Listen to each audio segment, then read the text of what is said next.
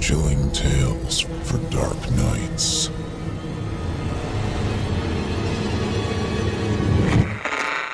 Want to make sure you never miss a Chilling Tales for Dark Nights video again? Be sure to subscribe and hit that bell to turn on notifications.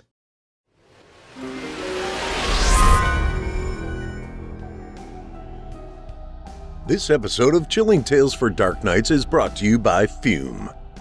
Have you heard the flavored air category is quickly becoming the lead alternative to vaping and smoking? It just so happens the leader in this category is our good friends at Fume. Fume is an award-winning flavored air device designed to be the perfect alternative to that lousy habit of yours. No vapor, no electronics, no chemicals, just natural, delicious flavors. Fume has served over 300,000 customers, and you can be the next success story. For a limited time, use my code CHILLING to get a free gift with your Journey Pack. Head to tryfume.com, that's TRYFUM.com, and use code CHILLING to get a free gift with your order today.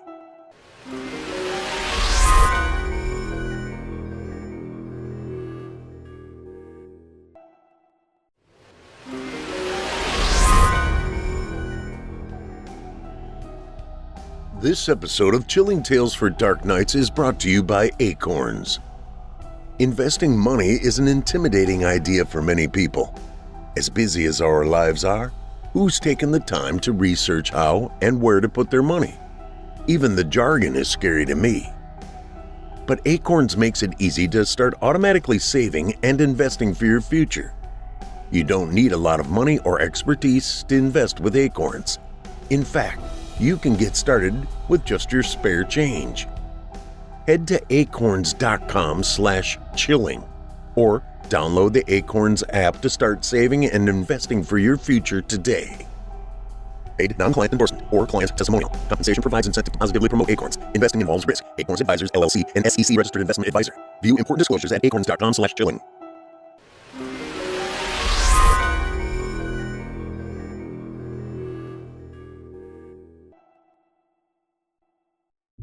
It's time to turn off the lights and turn on the dark.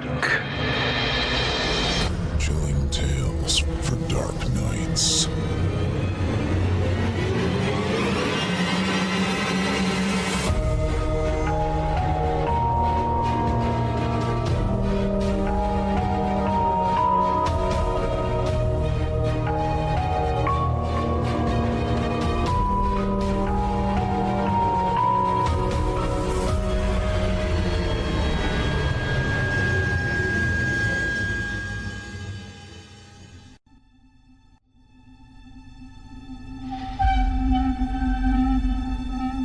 Good evening, listener. You're listening to Chilling Tales for Dark Nights.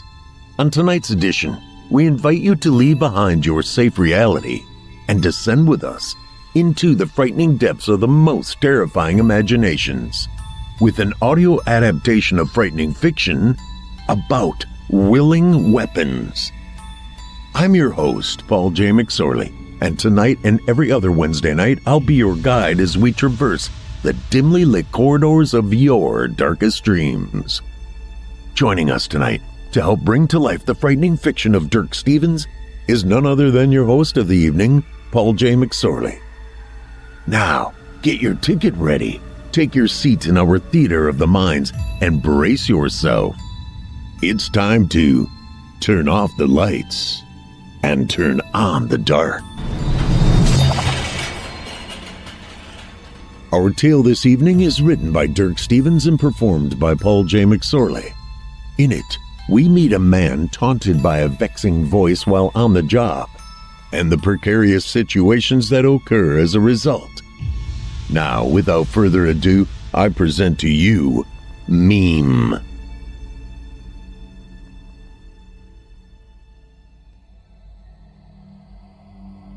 Would you like fries with that? I glance up from my phone just in time to see the man in front of me stuff his left hand into his back pocket. No thanks. For here or to go? The man looks at his watch. Here. I go back to my phone, to the news report. a small mountain town shaken by a brutal murder. The pastor at the local Baptist church, a good man with a good family, well loved by his community. I sniff out a laugh, despite his insufferable pronunciation, Colorado. Then again, it's entirely possible I was the only one who heard it. That'll be $8.50. Would you like to round up for charity? Not today, thanks. I skipped down to the part where the police arrested a suspect, some 17-year-old kid the pastor was counseling. It doesn't give much detail, only that evidence found at the scene tied him to the crime.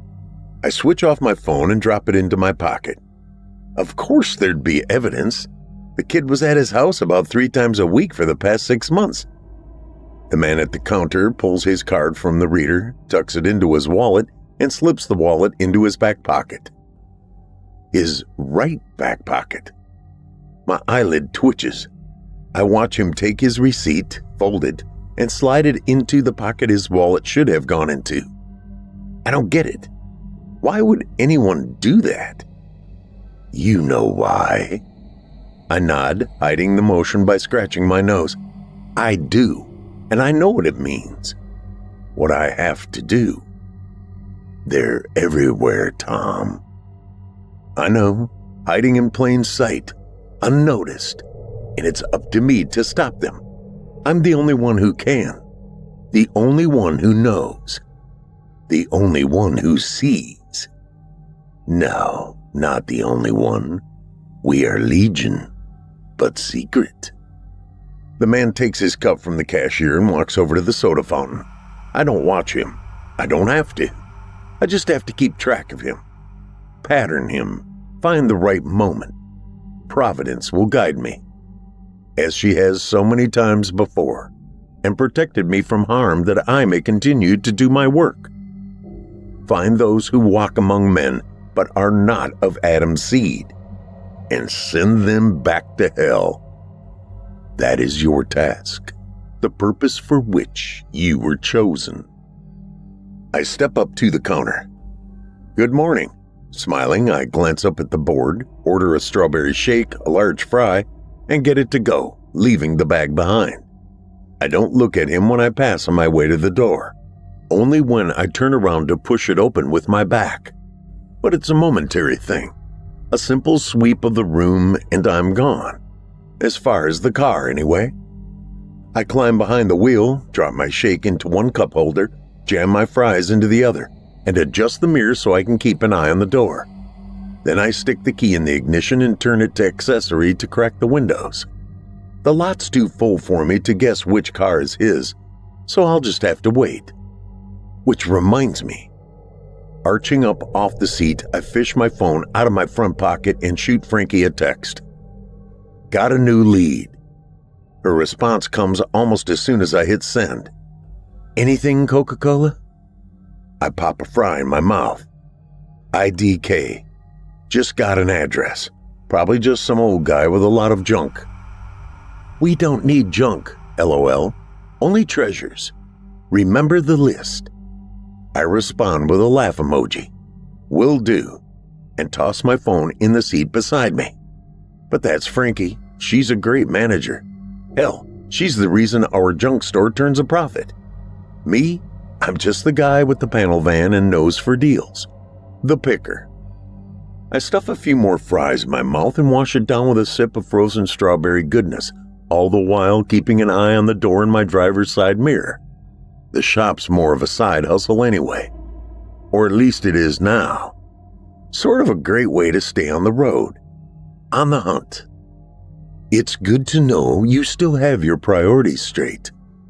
Please, as if you don't hear every thought I have. I suppose that's fair, but it's not about what I think. It's about you, keeping you sharp, focused. I snort out a laugh.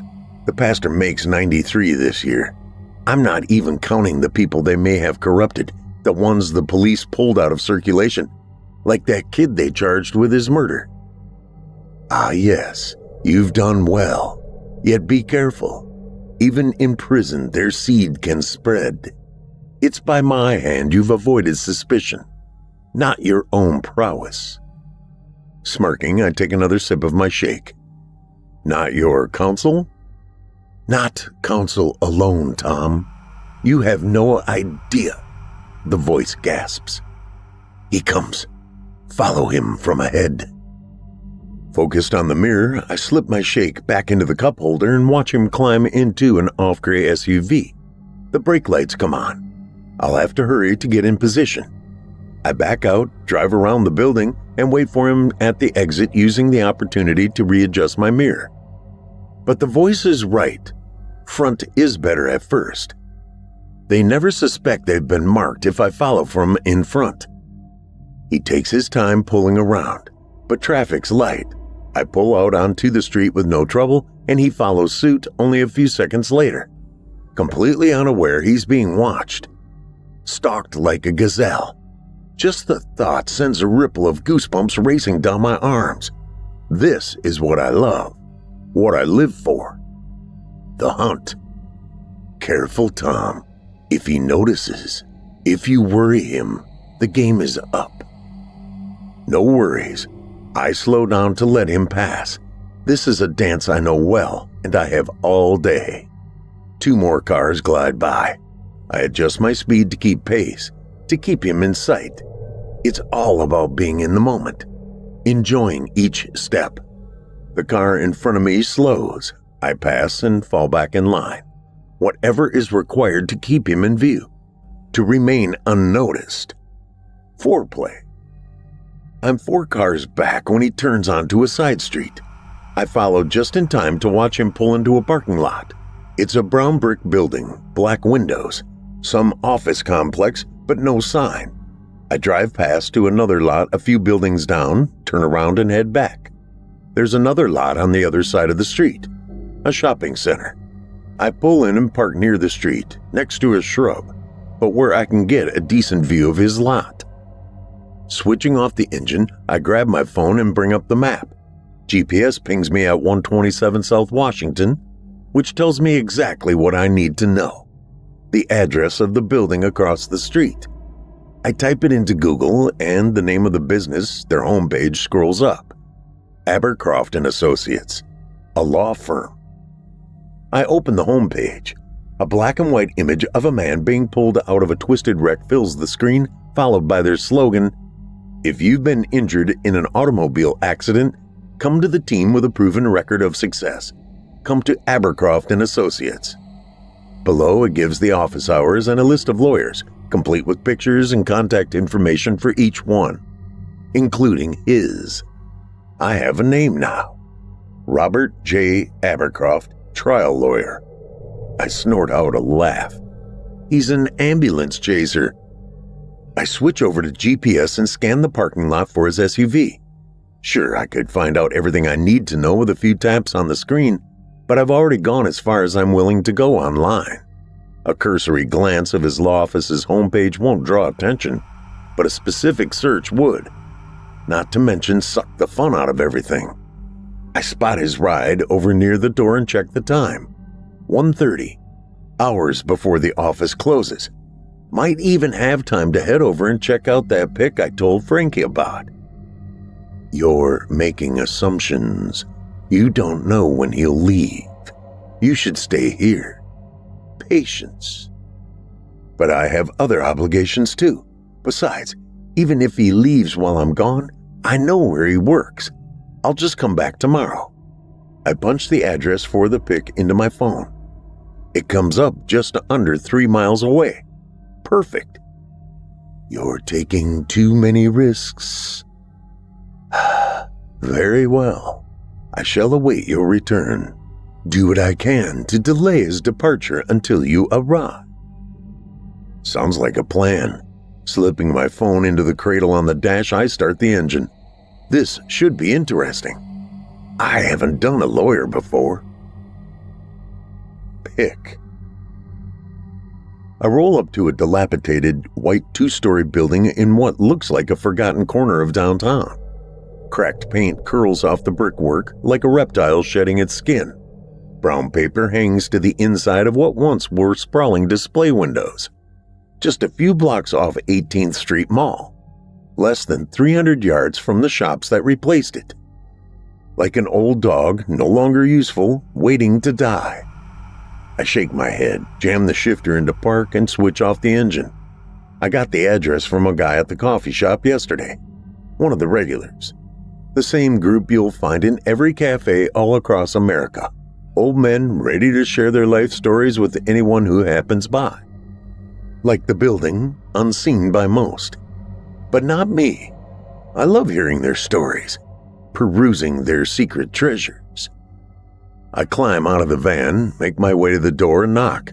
The glass rattles, loose in the old wooden frames. It echoes as a sort of grinding chime funneled between the display windows and tiled floor. I step back to get a better look at the letters beneath my boots. Most of it's gone now, chipped away by time and neglect, but I can still make out most of the name. Marjorie Smiths. I take a deep breath, drunk with longing. Who was she? How did her name play into the store? I doubt I'll ever know.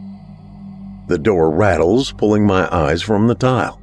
A little old man in blue overalls wearing a dark filthy ball cap totters out. He tosses me a stink eye, then fishes a blue bandana out of his pocket. "You that kid Hank told me about?" He blows his nose in the bandana, folds it, and tucks it back in his pocket. "The one that wants to buy my junk?" That's me. But then I catch the Army logo on his cap, barely visible through the grime. "Sir." I hand him the list Frankie made. All the things she's looking for. All the things that sell best. He takes the list, skims it, and his eyes narrow. "Well." He shoves the paper back at me, takes a deep sigh, and his face falls. "May as well come in and have a look around. Ain't no one else gives a shit." He turns and motions for me to follow. It takes a second for my eyes to adjust, just long enough to pull the door closed behind me. But when they do, it's like that scene from The Wizard of Oz when Dorothy steps out into Munchkinland. From monochrome to dazzling color, there are so many treasures, so many stories, bursting from every shelf, piled in every corner. A sea of treasure, parted only by the path between. And here I am following Moses, gaping at the whales swimming by on either side, following in awed silence as he leads me on past tricycles from the 50s, parking meters, stop signs, fenders from old Harleys, to where I don't know. I don't care. How long have you been collecting? He tosses a glance at me over his shoulder, but his face has softened, warmed, I think, by the wonder in my voice, the smile I just can't hide. "All my life." He waves his arm again. "Come on, I want to show you the good stuff." The good stuff. I drag my finger across a taillight from an old Studebaker as I pass, breathing in the musty scent, reveling in the weight of time in the air, wondering if he has any idea of the value of the piles around me, how much I can load into the back of my van. Alice, lost in Wonderland. And on he hobbles. "Hank said you was looking for Coca-Cola?" I nod, remembering the promise I made Frankie. Signs, machines, pretty much anything. He grunts, then continues on in silence. We stop in front of a door along the back wall. He lays his hand on the knob, gives it a turn, and smiles. "Reckon you like this." He pushes open the door and steps inside. "Take a look in here." I poke my head in after him, and I'm instantly struck dumb. It's like a museum, hidden behind a dump. Everything's clean, everything's polished. Early Disney tin toys displayed in glass cases. Biplanes made out of old Coke and Pepsi cans hang from the ceiling as if frozen in time, caught in a dogfight. Old guitars, signed by greats like Johnny Cash, Jimi Hendrix, and others, dominate one whole wall. Treasures I could never afford. How? I spin in a circle, just trying to take it all in. When? A gypsy's life what done it. He laughs and my focus settles on him. Tingles shoot up my back. This is what I live for. Why I'm a picker. The stories.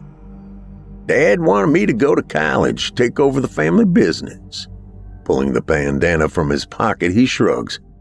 But it weren't me, so I took off. Worked as a roadie for shows just starting out. Even did the Beatles once. Damned girls kept trying to sneak in. Made it impossible to get any work done. So I quit, did a stint as a garbage man, a mechanic. He coughs out a laugh. Hell, about every damn thing one time or another. I can't stop smiling. Amazing. Simply amazing. You knew Johnny Cash? He flops down on a park bench beside a 6-foot-tall fiberglass polar bear drinking a Coke, buries his face in the bandana and blows. He's the one that gave me that guitar. Beaming, I pull up a chair shaped like a hand and settle in to listen to his story. His epic tale. Strange and heartbreaking, wondrous, and at times difficult to believe. One of millions like it. Each unique, each written a day at a time, and too many are left unheard. Discarded to oblivion by those too enthralled by their own tale to listen to another's. And it's not their loss alone. The authors need to be heard, to share, if only to know that their tale, their life, was not written in vain. And that's the gift I give. He speaks, I listen, and his face softens. He sits a little straighter. His eyes sparkle a little more. And when we finally come to the reason I'm here, the secondary reason, he cares little about the price we haggle over. That's just formality. All he wants is a good home for his memories, his story to live on, even if only in the trinkets I take with me. A good home. Someone who appreciates them, what they represent. One tale leads to another, even as I load my van. He tells me how he ended up out west, working the rodeo circuit. Not as a cowboy, but a farrier. He pulls a small, rough-looking knife from behind his back and hands it to me. Made these little beauties in my downtime. The fans snapped them up like crazy. It's a strange knife. A single piece of steel, the blade, handle, and guard. A blade with a long tail curled around like a snake. Simple, crude, and somehow elegant. I've never seen anything like it. Oh, they ain't nothing special, just bits of junk I found. Something to make a little extra cash. He shakes a finger at the knife. That one I did out of a bad trailer bearing. I take in the hammer marks all down the sides. Nothing special, he says, but he remembers this one, even what he made it out of. Like I expect he does every knife he made. I catch him watching me out of the corner of my eye. That's good steel, he grunts. Had to use old motor oil. Not sure I got the quench right, but it don't matter. Hell, I sold a ton of crap knives I banged out of worn-out horseshoes. All soft, all worthless. That one there is at least hard. I flip the handle into my palm. It feels good. I touch the edge.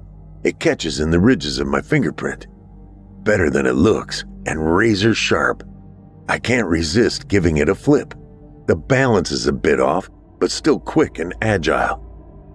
How much for this one? He waves his hand as if shooing away a fly. Take it, I got more.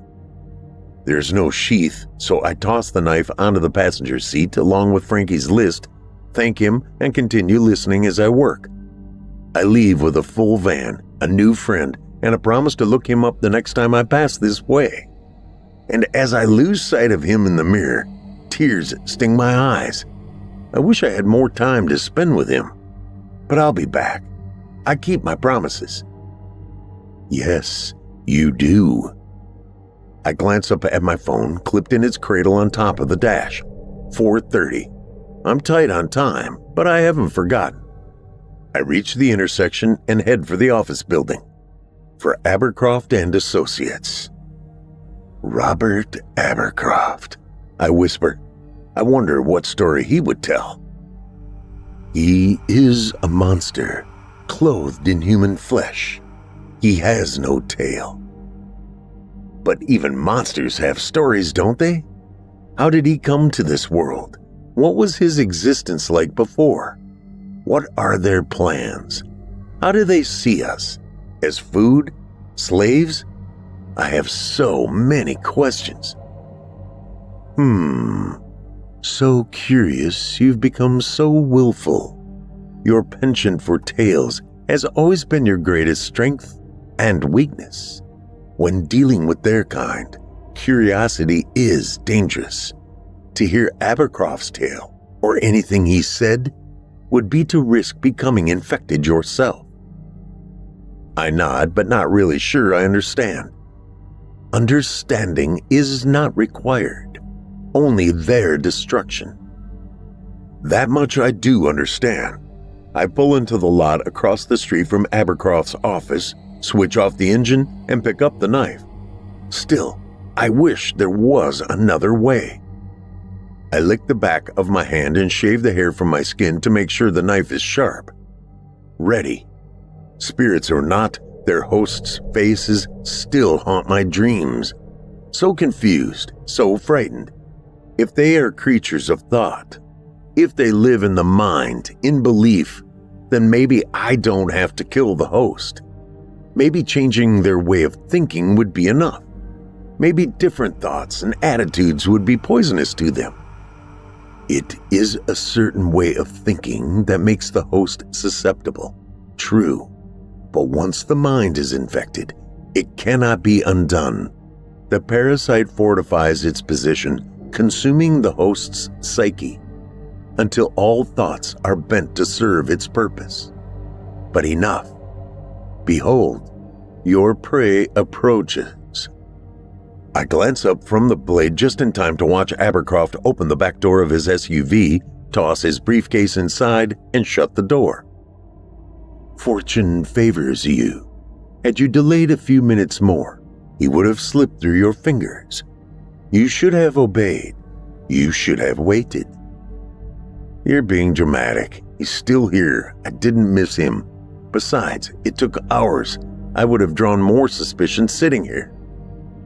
The voice doesn't answer, but I get the feeling it's not happy with me. I lay the knife back on the seat, start the engine, and pull out of the lot. The voice doesn't like it when I don't listen, but it'll be okay once I've dispatched Abercroft. We don't always see eye to eye, but in the end, it knows I'm reliable.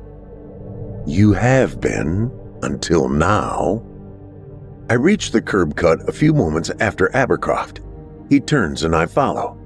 Always a few cars back. Always careful not to be noticed. All the way out to this city's version of suburban dystopia, where he pulls into the driveway of some off-white McMansion, a carbon copy of every third house we've passed. His home, I suppose. I don't stop. I don't slow down. My van isn't too standoutish, just a regular white Chevy. The same kind every electrician or painter drives. But I can't be too obvious either. And I don't have to be. I know where he lives now. I drive to the end of the block and follow the road as it curls back around behind his house. There's a wooden swing set in the backyard, the kind with a playhouse attached. A little girl slips down the slide. Damn it. One kid means there could be more, probably a woman too. That's another 2 sets of eyes at least. 2 more to kill. No, not this time. The evil hasn't reached them yet. I nod. Good. The last family I did was messy. I don't use guns. They're too loud, draw too much attention. And I don't use the same knife more than once. If I can, I pick one up as I go. The fillet knife I used that night, I found out in the detached garage in the dad's tackle box. A long thin blade with a wood handle. Deadly sharp, but not exceptionally tough. I knew I had to aim for the soft tissue. That's why I went for the kids' room first. I shake my head. That's when everything went wrong. Knocked over a lamp when I crawled in through his window. He woke up screaming. I cut his throat before the parents barged in. Even made it to the door before them. Got the dad as he came through, a single stab to the gut, just under the ribs and up to hit the diaphragm. I slashed down as I pulled out the blade to make sure the job was done. Even so, it took him a few seconds to fall. The mom ran. With the dad stumbling around in the doorway, she made it to the kitchen and picked up the phone before I got to her. She was already screaming at the dispatcher for help when I ripped the phone from the wall. Still screaming, she swiped at my face with her fingernails and caught my arm. Even managed to grab a cleaver off the counter. It was touch and go for a minute, but in the end, she joined the rest of her family. The real problem was that I knew the cops were on their way. She had my skin under her nails. So, using the cleaver, I took her hand. The next day, I read a news report warning people about an unidentified assailant who was taking trophies. A smile pulls at my lips. It's amazing the stories they come up with. But no, I threw her hand out the window an hour or so down the road, somewhere between Lawrence and Kansas City. That was years ago. It's probably buzzard poop by now, but it could have easily gone bad. I told you then, you should have started with the parents. Always take the biggest threat first. But you disobey, and things went poorly. Oh my heck. It's really angry this time. Look, I remember. I reached the corner and turned to circle the block. But this time, something's changed. I scan the houses as I pass, thumbs drumming on the edge of the steering wheel, but I can't put my finger on it. A teenage boy tips a trash can off its wheels at the end of a driveway. And that's when it hits me. The trash. I glance down the street at the garbage cans littering the sidewalks of the cul-de-sacs. That's it. Tomorrow must be trash day. I wheel into Abercroft's loop just as the man himself trudges down the driveway, pulling a large black trash can behind him. My gaze flicks to the knife lying on the seat beside me, the neighbor's privacy fence, and my heart leaps in my chest. If I time this right, if I catch him off guard... Taking the knife, I tuck Frankie's list between it and my thumb, using the list to hide the blade. With that ready, I roll down the window and make a show of inspecting the houses as I creep toward Abercroft's, carefully timing my approach so we reach the end of his driveway at the same time, to use my van as a shield against prying eyes. Abercroft looks up. I wave, slip the van into park and crack open the door, smiling. Hey man.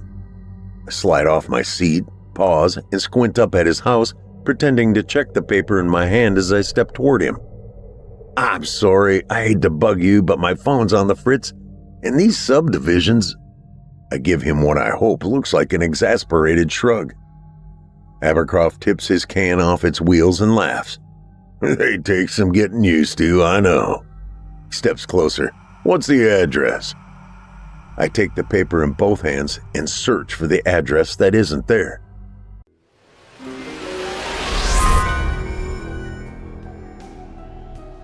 This episode of Chilling Tales for Dark Nights is brought to you by Fume.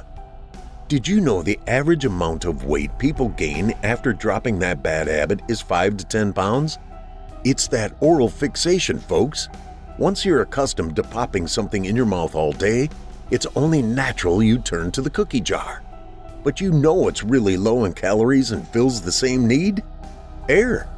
Flavored air. Who'd have thought? And the leaders of the flavored air revolution are our good friends at Fume. Fume is an award-winning flavored air device that uses no harmful chemicals, no batteries, and no nicotine. And you can use it anywhere. Anytime you get the itch to shove something in your mug. I've got one of these gadgets and I really enjoy it. It's got a solid, high-quality design, and it's great to keep your hands busy with all these fun-moving parts. They've got a bunch of great flavor cores to choose from, but I recommend the crisp mint and orange vanilla. Those are Steve's favorites too. We've got kind of a fume clutch going these days. We sit around enjoying our fumes and complain about the boss. Gee, I hope he doesn't hear that. Anyway, Fume has served over 300,000 customers, and you can be the next success story. For a limited time, use my code CHILLING to get a free gift with your Journey Pack. head to tryfum.com. That's tryfum.com and use code CHILLING to get a free gift with your order today. Thanks for your support and for supporting our valuable sponsors.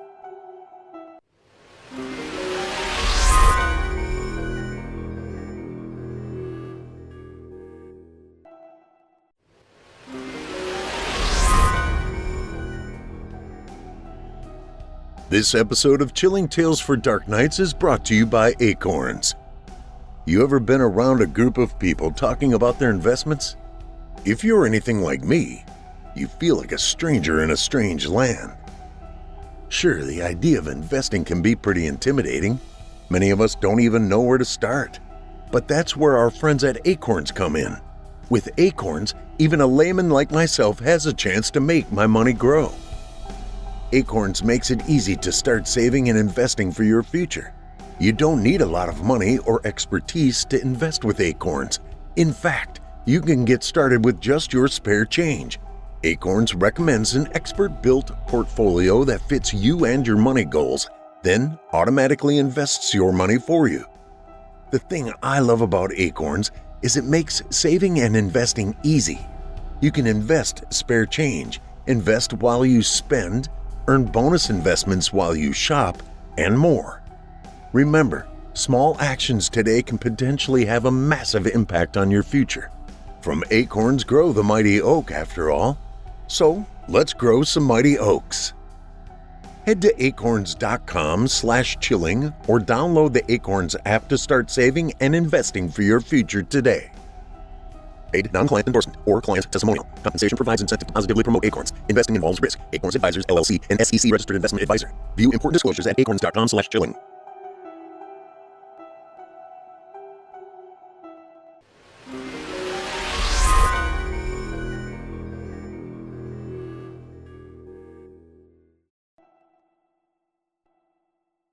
$14.35. I pull it closer as if I'm having a hard time reading it. Well, you're in the right area. Abercroft comes up beside me and leans over. I hand him Frankie's list. He takes it, and I plunge the knife into his stomach at the same time. He gasps, tries to turn away. I let him, twisting the edge of the knife as he moves so the sharp edge cuts clean across his belly. His shirt catches on the guard, moving with the knife as I open him. Blood seeps through the cloth like a rose opening to the sun. Intestines fall from under his shirt. He staggers back, unable to breathe, but alive. I pull the knife free of his gut. Pale, he moves to run, but he's too wounded, too shocked to move quickly. I grab the back of his head by the hair with my free hand and slice his throat, careful to keep away from the fountain that pulses from the wound. I push him toward the fence, grab Frankie's list, slip back into my van, and leave. It only takes a few minutes. A few more and I'm back on the main road. And I don't speed. I don't hurry the stop signs. I go along like nothing happened. When I'm back on the highway headed for home, I take inventory of the mess. Calm. At peace. My purpose fulfilled. The knife's blade is bloody, but not overly. I laid it on top of Frankie's list, so I don't think I'll have to wash the seat. We'll see. As for me, I stretch out my fingers as I grip the wheel. A few flecks of blood on the back of my hands, but it looks like I managed to avoid the mess almost entirely. And another monster meets its end. I knew it would be pleased. Taking a deep breath, I think about everything that happened. My new friend, the antiques rattling softly behind me in the back of the van, and the demon I left bleeding in the street. A sign along the edge of the road pulls me from my thoughts, a list of all the restaurants at the next exit. I don't pull off. It's too soon. But when I reach the next town, I think I'll treat myself to a hot fudge sundae. It's been a good day, and I think I've earned it.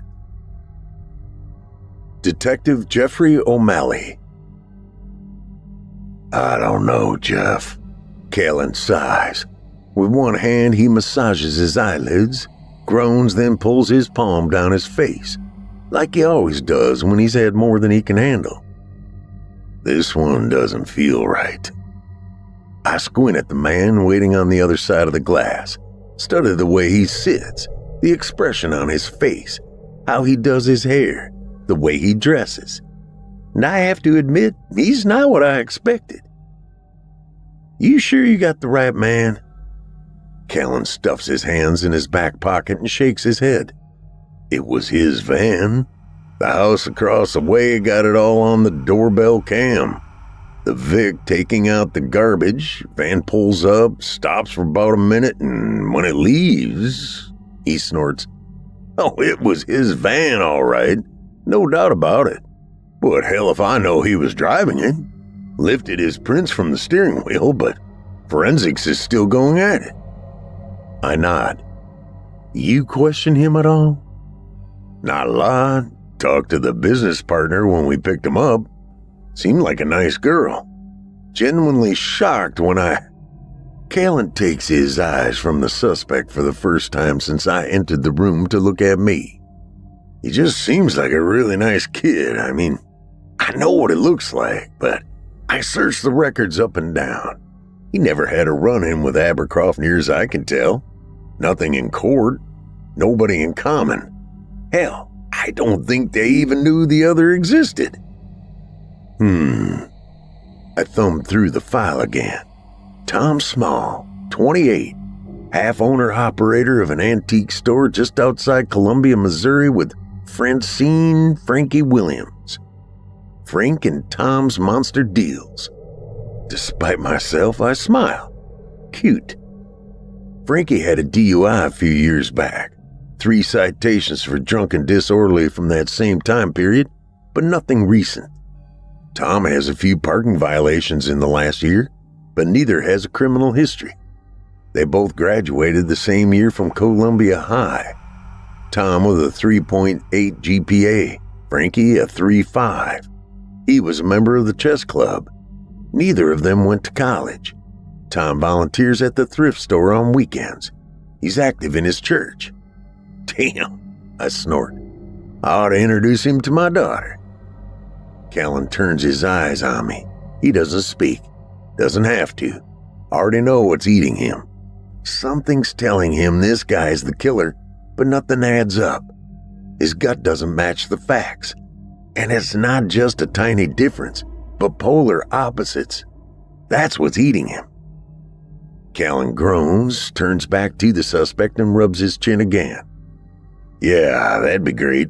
Hey, Beth. Picked up this guy for murder. You should ask him out. I head for the door. Hey, you never know. Good girls love a bad boy. This guy ain't the perp. I don't believe it, no matter what Callan's gut says. But he may know more than he thinks. That might be what Callan's picking up on. I hope so. Might give me some idea where to look for who was driving that van. Come on, let's go meet the neighbors. Tom looks up from his thumbnail as we enter the room. He lays his hand on his lap and offers me a tired-looking smile. I pull a chair out from under the table and sit down, directly across from Tom. Callan opts to stand, all set to play the hard nose if needs be. Digging in my pocket, I fish out a recorder and glance over at Tom. Before we get started, if you require legal counsel... Tom cuts me off with a wave. No, we're good. No secrets here. Good to know. I hit record and lay the stick down on the table. I know it's redundant. The whole exchange is being recorded on video, but in my experience, just seeing the recorder, having it in front of them, seems to bring the interrogation home. Make it more real. Go smoother. If you change your mind at any time, just say you want a lawyer and it's over until they get here. Do you understand? Tom nods. I do. All right, then let's get started. I toss a smirk back at Callan and ask the question we always start with. Are you guilty? It's procedure, it's idiotic, and it's become something of a running joke between the two of us. If the suspect is innocent, the answer is no. And if they're guilty, the answer is still no. how a perp answers can be an aha moment, but even so, it just feels stupid having to ask. But ask I do. Did you kill Robert Abercroft? Callan rolls his eyes and mouths, yeah, right. But it's Tom's voice I hear. His perfectly calm, friendly voice utter a single simple word. A word that jerks my gaze from Callan. A word that nearly knocks me out of my chair. Yes. For a moment, I just sit there, staring at him. Then a smile tickles at the corner of my mouth. He's joking. He has to be. But Tom's not smiling. The pull of my lips goes slack. There's no sparkle in his eyes. Nothing. A cold void opens in the pit of my stomach. He's not joking. The realization drips through my mind like thick poison. I can't think. What? Tom folds his hands on top of the table and leans forward. Yes, I killed him. And a whole lot of others, too. I keep hoping he'll crack a smile. Blink. Anything. Some signal that he's joking. I know it shouldn't hit me like this. I know Ted Bundy and Jeffrey Dahmer didn't look like monsters either. But knowing isn't the same as sitting in a room with someone, seeing nothing in their eyes but kindness, friendly openness, and good humor. Everything. Every twitch of their eye. Every movement. And then hear them casually claim to be a mass murderer. It's beyond description. And I can't speak. It's Callan that finally breaks the spell. How many are we talking about? Tom's mouth jerks into a toothy grimace. God. He stares up at the ceiling and gnaws on his upper lip. 590. His gaze drops to me as if asking for help. 8? My face twitches. You're not sure? His lips curl into a shy smile. It's hard to keep track after a while. Out of the corner of my eye, I catch Callan rubbing his face. Why don't we focus on Bob Abercroft for now? He groans. How did you know Bob? I didn't.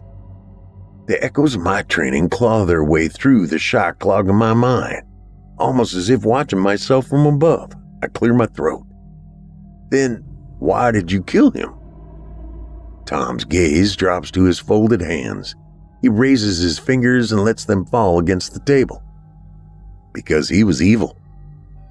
I think back to everything I learned about Robert Abercroft, but aside from just being a lawyer, there was nothing evil about him. Nothing. But there has to be a reason.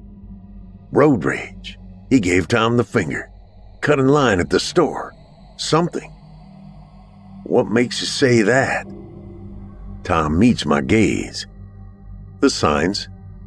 What signs? Callan asks. Tom shakes his head as if it's the most obvious thing in the world, as if he's talking to a couple of idiot kids. Things that don't quite fit. But I don't get it. What are you talking about? I'm not sure how to. He licks his lips, scratches the side of his nose, thinking. It has to do with quantum mechanics, consciousness, and the nature of the multiverse. Brow peeked into a question, Tom glances from me to Callan. You guys have any idea what I'm talking about? Callan takes a deep breath in through his nose. I know about the multiverse, that our universe is one of many. I turn, stare at him, and he shrugs. What? It's in every superhero movie out there. Like I have time for movies. Pinching the bridge of my nose, I turn my attention back to Tom and ask the question I know I'm going to regret. What does the multiverse have to do with Bob Abercroft? Tom raises his eyebrows. Not just the multiverse, quantum mechanics and consciousness too. Quantum... Shit. He sounds like a damn professor. Then I remember reading something about serial killers. The complexity, the intricate reasoning and patterns they employ. How it sometimes borders on genius. And that's what Tom is. A serial killer. The knowledge twists my gut, but it fits. Everything fits. God. This guy really is Ted Bundy. I need to get the psychiatrist in here. No, he said he killed 600 people. 600. A vein just over my right eye pulses. We're not that big of a department. I'm dealing with a major killer. Vicky's a good shrink, but she's not equipped to handle anything like this. This is huge. National headlines huge, which means the captain's going to call in the FBI. My temple throbs. The freaking feds. I need an aspirin, a really big one. I shake my head. Why me? I didn't ask for this. I could have been an actor back in the day. I don't want to get into law enforcement. That was Dad's idea. Keep up the family tradition. Told me there wasn't a future in theater, that I'd end up living under a bridge. I motioned for Tom to continue. God, I wish I had ended up under a bridge. Well, Tom tips his head and then flashes a smile. Such an innocent, disarming smile, it makes my skin crawl. You know Descartes? I think, therefore I am. It's like that in a way. Everything we see, everything we touch, everything we think we know about the world is based on thought, how our brain interprets what our senses pick up on. But cave fish don't have eyes. They don't have any idea what light is or color because they don't have the senses they need to even know it exists. That's kind of how it works with alternate universes. They exist in the same space, but not in a way we can perceive it. You with me so far? No. I nod anyway. In truth, I don't have a freaking clue what he's babbling on about. But Callan seems intrigued, and I don't want to be the only idiot in the room. Go on. Tom clears his throat, licks his lips, and leans even further forward, obviously excited. It makes sense these other dimensions would have beings living in them, right? I mean, ours is full of life. Why not theirs? And say those things figured out a way of entering ours, existing with us, just not quite in the way we think. He snorts out a laugh, drops his head and looks back up, laughing to himself. Actually, it's exactly in the way we think. This time, even Callan seems confused. What do you mean? Tom's laugh dies. His face takes on a serious expression. They are creatures of spirit. They have no body of their own, not in this universe or reality or whatever. The only way they can cross over is in our minds. Thoughts, beliefs, attitudes, sort of like parasites of the soul. The people I killed used to be human, but their thoughts, their minds were infected, like taken over by the parasites, like one of those zombie fungi that infects and controls ants. And when they're infected, they don't act quite right. Little things the parasite hasn't got down. Take Abercroft. He didn't put his wallet back in the same pocket he took it out of. Or that pastor back in Leadville. He lived in Colorado his whole life and couldn't say the name right. Colorado. Tom shrugs. It's dough, not duh. Only outsiders say it that way. And he wasn't an outsider. Leadville? I blink, remembering the news story. You saying that wasn't that kid? You killed that bastard? Because he didn't pronounce a word right? Abercroft too? Because he didn't put his wallet in the right pocket? That's why you killed them? I can't believe what I'm hearing. Tom shakes his head, sniffs out a laugh. You don't get it. It wasn't them anymore. That's why that pastor couldn't say Colorado. It was the parasite that couldn't say it right, the thing inside him. Not him. I haven't killed a single person. They died as soon as those things got inside their minds. The human parts were just husks, hollowed out, hosts. It's the thing inside that needed to die, before it infected others. Numb, I glance back at Callan. I'm not sure why. Support? To see if he's following any of this? Whatever the reason, the look on his face The way he's got his bottom lip pulled between his teeth, the way his eyes dart side to side as if reading an invisible book sends chills down my spine. Callan? He seems to come back to himself, at least enough to meet my gaze. Still, I need to know where his head is at. What are you thinking? He doesn't answer, not even with a look. He simply stretches his shoulders and turns his attention to Tom. How do they infect others, these thought creatures from another dimension? Tom tips his head to the side. The same way any idea spreads, through talk. People get infected by listening. Ideas, stories, thoughts full of eggs laid by parasites ready to spawn. A smile breaks across his lips. Literal earworms. A shiver trembles up my back. I shake it away. This is insane. He's actually getting to me. I press my fingertips to my temples and try to clear my head. It doesn't matter what he believes. It's motivation, sure, but that's been established beyond any doubt. Insanity. What I need to know, what I really need to know, has nothing to do with any of this. Not now. Not anymore. I need to know who he killed. People like that pastor. Murders blamed on innocent people that fit the circumstances. Murders he committed, but for which was never even a blip on the radar. Dropping my hands to the table, I take a deep breath and take control of this madness. All right, Tom, we believe you, but we need to get some idea of how deep this invasion goes. Tell me about the others, the other hosts you killed. But he's already admitted to killing hundreds, apparently all over the country.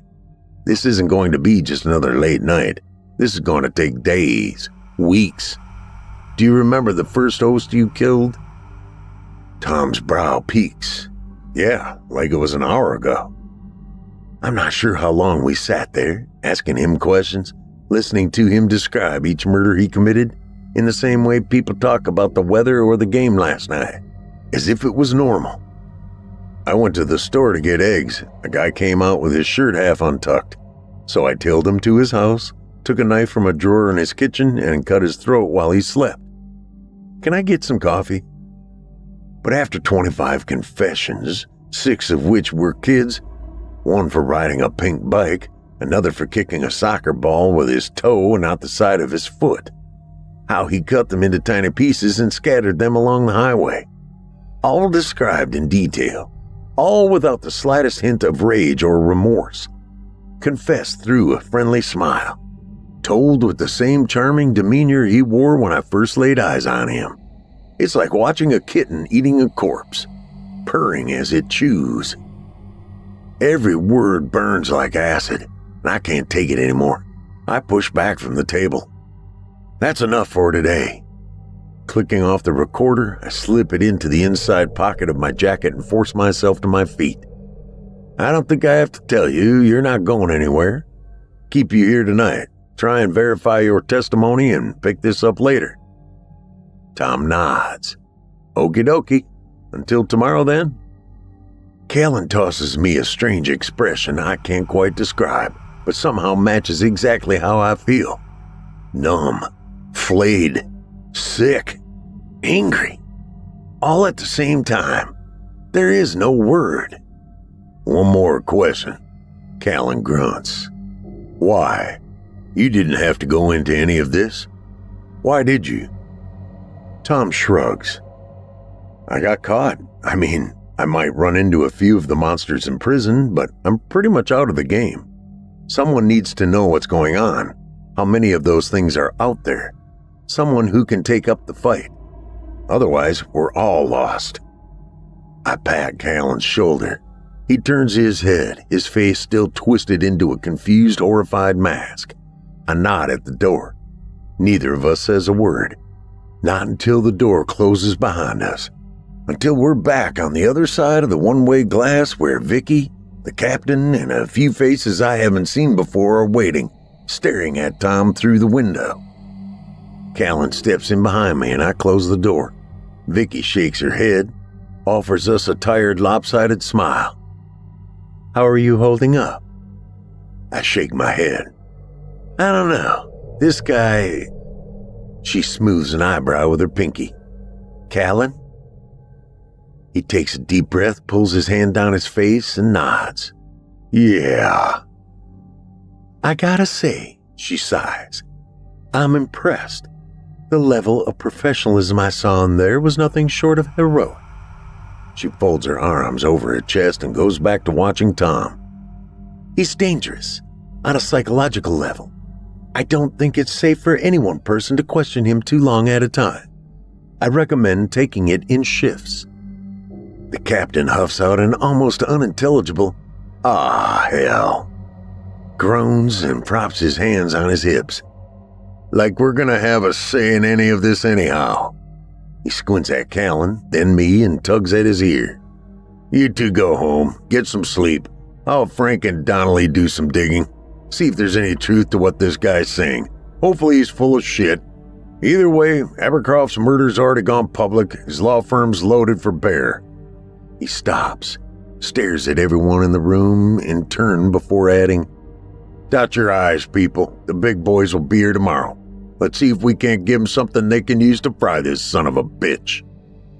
Yes, sir, I mumble, barely remembering to hold the door for Callan as I leave the room. Still empty, head swimming.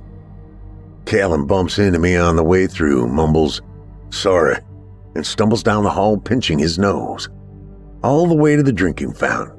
He takes a drink, splashes a handful of water on his face, and shakes his head. Arms braced against the sides of the bowl. His face pale, shoulders slumped. I slump after him, lean up against the wall beside the water fountain, and wait for a uniform to pass. You all right? It's a stupid question. I know exactly how he's feeling, and it's not even in the same zip code as all right. Takes a deep breath, closes his eyes, and shakes his head. I don't know. I just don't know. I know he's crazy. I know that. I know everything he said is just insane. But all that crap about thought parasites. He snort grumbles something I can't make out, and his arms shake. I just can't get his voice out of my head. I lay my hand on his shoulder. You need to talk to Vicky. He lifts his head, peers at me with one eye. It's not weak. We just spent, I glance at my watch, 3 hours listening to Mr. Rogers talk about gutting people for holding their pen wrong. Smile and all. Hell, you'd be crazy if it didn't screw with you. His head falls again. I guess.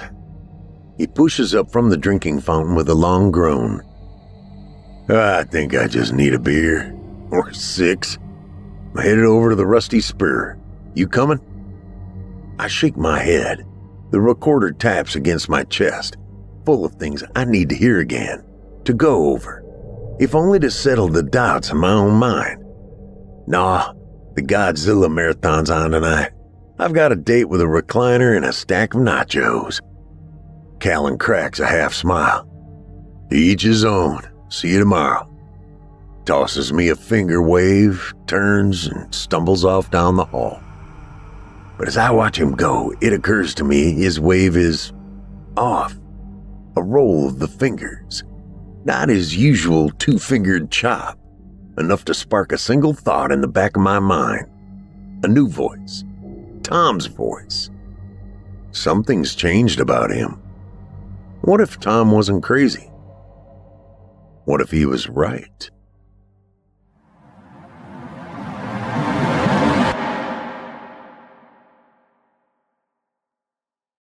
I hope you enjoyed Meme, as written by Dirk Stevens and performed by Paul J. McSorley. Dirk Stevens is a figment of your imagination, more at home wandering the dreams and fantasies of men than the mundane lands of the real.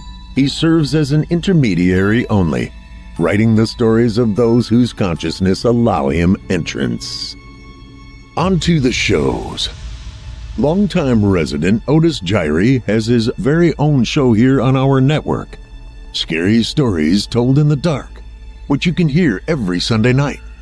We also have Eric Peabody's Horror Hill, a podcast dedicated to some of our deeper and darker tales. We hope you check him out. And Drew Blood's Dark Tales airs Fridays, featuring some southern down-home horror.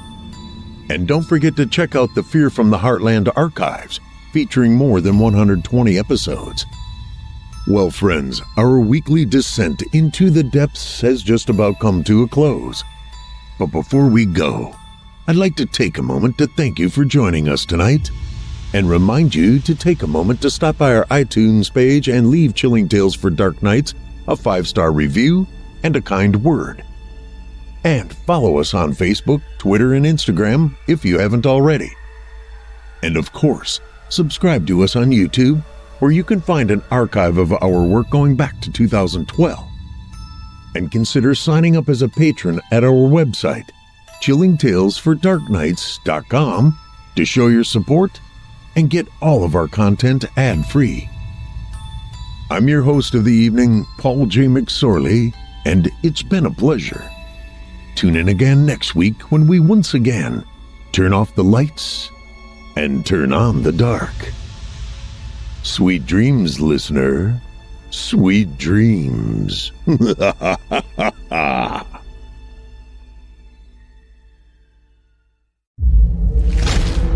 Chilling Tales for Dark Nights.